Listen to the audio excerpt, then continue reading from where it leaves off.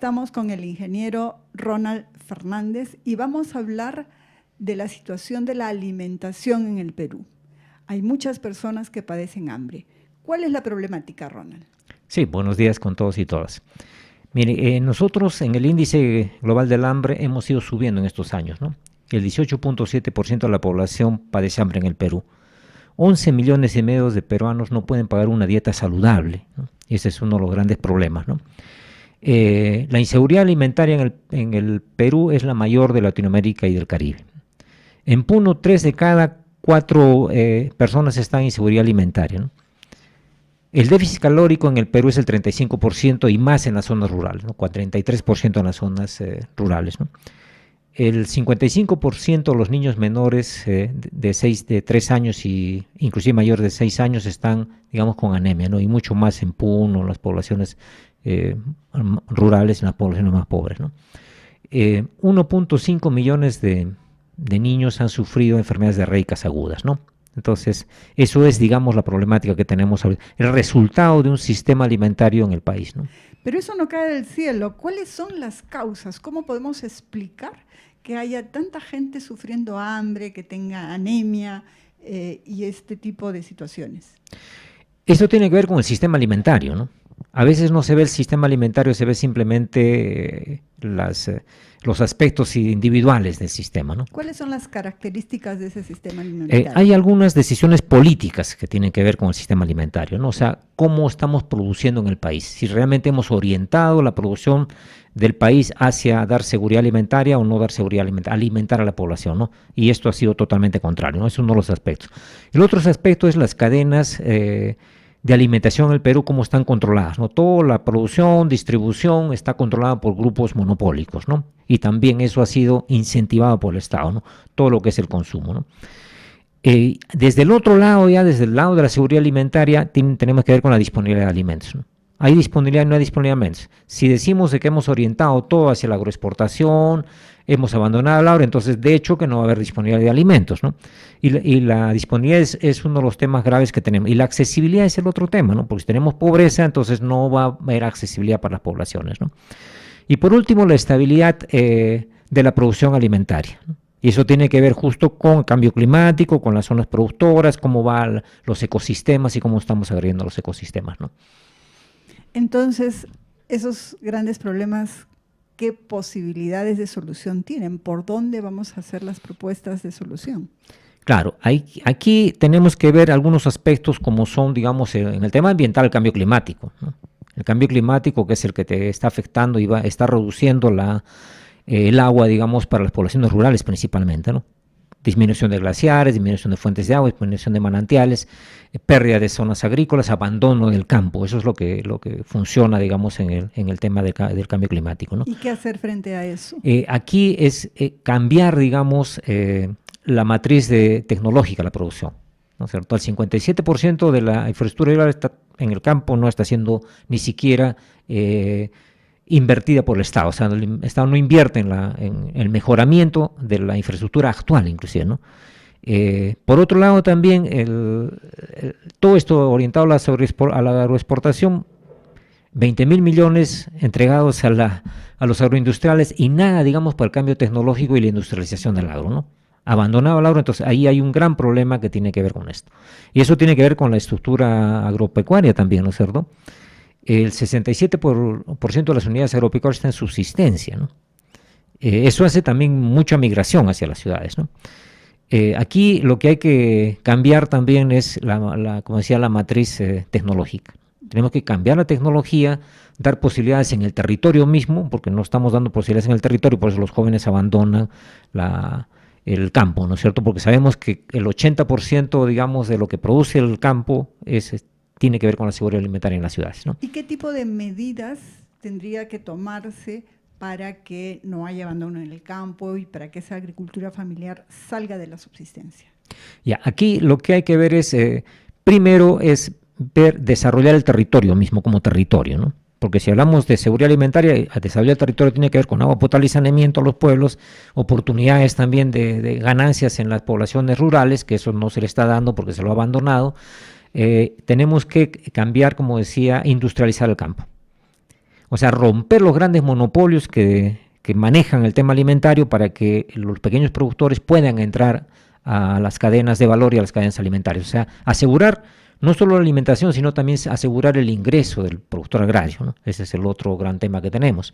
Eso significa cooperativizar, que el Estado tenga políticas públicas donde pueda hacer cambio tecnológico. En vez de regalar 20.000 millones a los agroexportadores, esos 20.000 millones se servirían, por ejemplo, para cambiar 500.000 de hectáreas en riego tecnificado, ¿no? Y enfrentar el cambio climático. Entonces, hay acciones que tenemos que desarrollar. Y por otro lado, hay que retornar, digamos, a la producción que se tenía antes, ¿no? Están en autosubsistencia y anteriormente manejaban sistemas colectivos donde era de ayuda mutua, pero sí producían una variedad de cultivos que les daban seguridad alimentaria y les daban mejor nutrición. En la actualidad no. Las cadenas estas agroalimentarias han entrado, los han obligado a un tipo de productos como la alfalfa, por ejemplo, para la leche Gloria, y han abandonado sus cultivos. ¿Qué cultivos se han abandonado? Principalmente se han variedades de quinoa, se ha abandonado el tema de las habas, el tema de inclusive variedades de papa, ¿no es cierto? Papas nativas se han abandonado. Maíz ya no se siembra, por ejemplo, ahora se siembra maíz chalero para los animales, para las vacas. Entonces, zapallo, o sea, en general muchos productos. Lo que come la gente. Los que come la gente ha sido abandonado, ¿no es cierto? Y se han dedicado a ser parte de la cadena agroalimentaria que es manejada por estos grandes grupos económicos, ¿no? Y en algunos casos se han cambiado alimentos por alimentos importados. Por ejemplo, el caso del trigo, de las harinas que importa el grupo Romero, ha entrado, digamos, ahí han cambiado, digamos, el consumo de la quinoa, por ejemplo, del propio maíz, de las habas, ¿no es cierto?, de una variedad de cultivos, ¿no? Y eso nos ha llevado también a lo que al inicio decíamos, ¿no? El 80% del país está con sobrepeso, de anemia en las poblaciones más pobres, digamos, también diabetes en niños mayores de 8 años, ¿no?, que antes no se veía, ¿no? Entonces, esas son las condiciones que nos está poniendo el sistema, los resultados del sistema. Pero ese cambio necesitamos, romper esas cadenas alimentarias, que el pequeño productor entre a esas cadenas alimentarias, ¿no? Sí. ¿Cuáles serían las medidas para plantearnos una lógica de soberanía alimentaria? Sí, lo primero es que hay que reconocer que el problema alimentario es un problema fundamental en el país, ¿no es cierto? Y eso significa que la población tiene derecho a la alimentación, ¿no? En la actualidad, con el libre mercado, el que tiene derecho a la alimentación no es un derecho alimentario, es el derecho el que puede comprar la alimentación tiene el derecho, ¿no? El que no puede comprar no tiene el derecho. Entonces ahí tiene que haber intervención del Estado, ¿no? Sí. ¿Con qué tipo de medidas? Ya, las medidas primero son justo el tema de enfrentar el cambio climático, ¿no? Ese es uno de los temas que señalábamos, porque necesitamos que tengan agua las poblaciones, y como decíamos, agua segura en las poblaciones rurales, pero también agua para producir, ¿no es cierto? Entonces, esto tiene que ver con este cambio que señalamos de tecnología de riego, no solo tecnología de riego, sino también industrializar y encadenar al pequeño productor a no estas grandes cadenas, sino hacer la propia cadena de los pequeños productores, ¿no? Ese es uno de los temas, ¿no? El cambio de las estructuras agrícolas es el otro tema, ¿no es cierto? Hay que darle financiamiento, asistencia técnica, promover, digamos, ese acercamiento a los mercados, porque mucho de los problemas que tiene el productor agrario es de que le pagan muy poco, ¿no?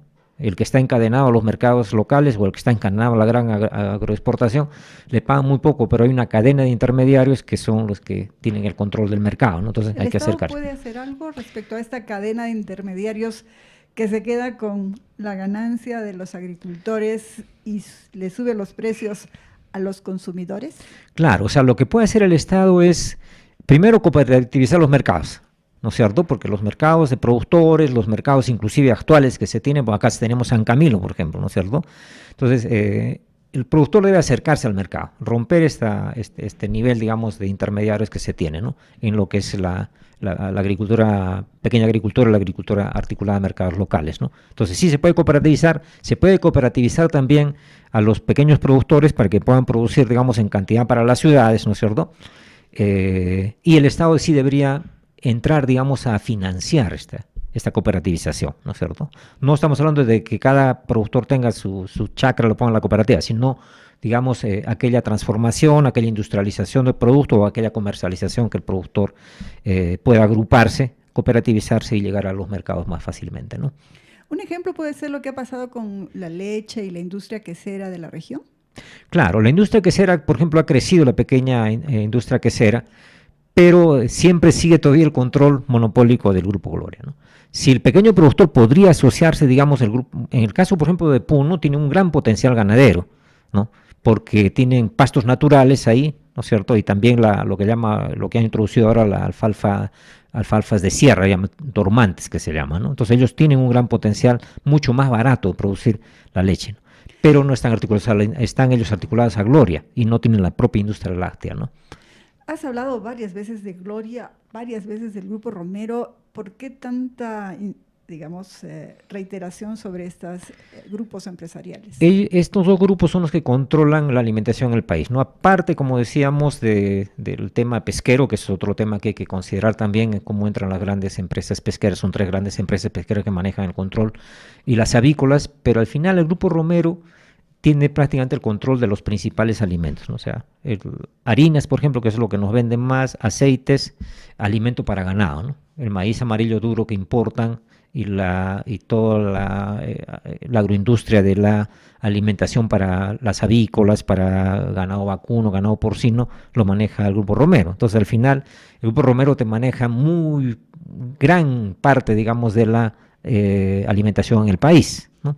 Y el Grupo Gloria te maneja ahorita el control del azúcar, el control, digamos, de los lácteos, prácticamente tiene el grupo Gloria, ¿no? Entonces, lo que nos alimenta el país está controlado principalmente por estos grupos, ¿no? En el caso de la pesca, como decíamos, 3 que también intervienen ahí, Hajduk, Diamante, ¿no? Que entran al tema de la pesca, la gran pesca, ¿no es cierto?, que compite con la pesca artesanal. ¿Y por qué compite con la pesca artesanal? Porque está entrando ahorita a zonas de pesca artesanal y le están dándole algunos beneficios para que pueda entrar a pescar. Eso afecta al tema de seguridad alimentaria. ¿Por qué? Porque el pescado, digamos, que llega a Arequipa, por ejemplo, o a las ciudades del país, no es la gran pesca industrial, ¿no? Es la pesca artesanal, ¿no? Es la que llega, digamos, los productos de pesca del mar llegan a través de estos pequeños pescadores artesanales, ¿no? Y ahí, por ejemplo, no se hacen ni muelles, no se protege la pesca artesanal, lo que se hace es promover la gran industria pesquera, que lo que hace es harinas y aceites de pescado, que es lo que se lo llevan del país, ¿no es cierto? Entonces, ahí ese es uno de los grandes problemas que tenemos con el tema de la pesca, ¿no? Sobre el pan, Ronald, ¿qué pasa con el pan de cada día? ¿De dónde viene la harina y el trigo con que hacemos el pan que comemos todos los días? El 90% viene de importado por el Grupo Romero, ¿no? Antes todavía aquí en Arequipa mismo se había trigales, ¿no? Ahora ya uno no ve trigales, porque el Grupo Romero ha monopolizado las harinas, ¿no? Y con las harinas no solo viene eso, viene una serie de agroindustria alimentaria, ¿no? Viene toda esta comida chatarra, las galletas, ¿no es cierto?, la industrialización de la misma harina, hasta ahora las pizzas y todas las comidas que hacemos con tema de harina, ¿no? Por eso es que la consecuencia ha sido que obesidad en el Perú es altísima, ¿no? La obesidad en el país, ¿no? Entonces, ahí hay un control monopólico del Grupo Romero, ¿no?, sobre el tema de las harinas. Ahora, tú nos has hablado sobre cuáles son los problemas estructurales por los cuales la población en el Perú tiene hambre, tiene anemia, está desnutrida o está mal alimentada, como decías, con la obesidad. Pero, ¿qué hacer? ¿Qué políticas tener por el lado de la población? ¿Cómo hacemos que su alimentación sea un poco mejor?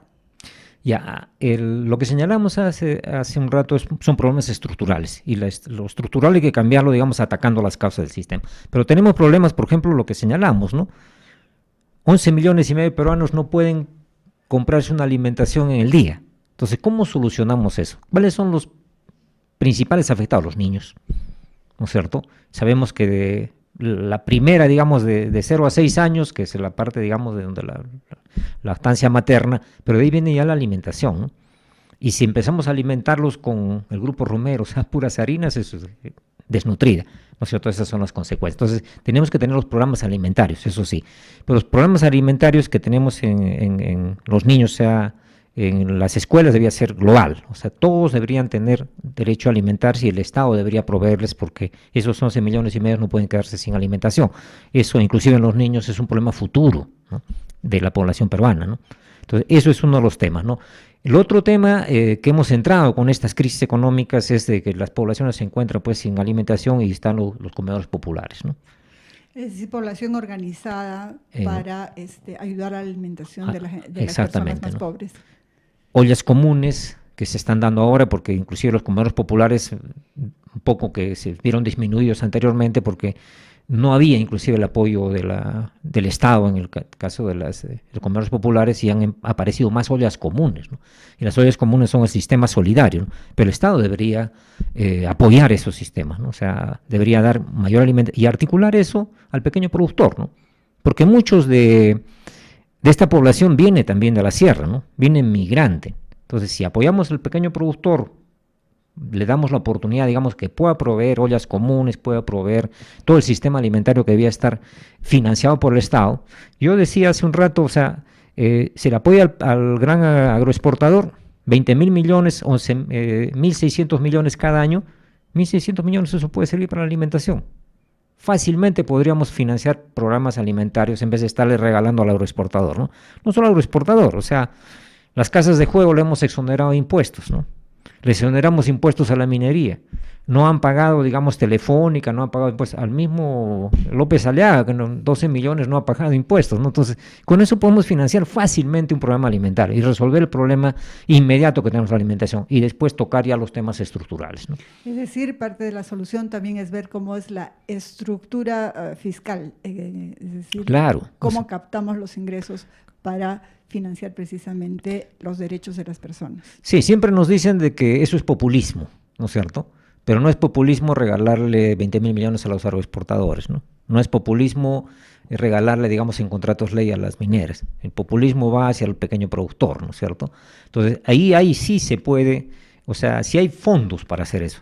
Ni siquiera tocando, digamos, las reservas internacionales netas, como dice uno de los candidatos, ¿no? Simplemente cobrándoles a los que les tenemos que cobrar. Y eso sí nos daría una mayor seguridad alimentaria inmediata, ¿no? Un mensaje final, Ronald. Sí, yo creo que hay que ver el sistema en su conjunto, ¿no es cierto? Y los resultados del sistema, ¿no?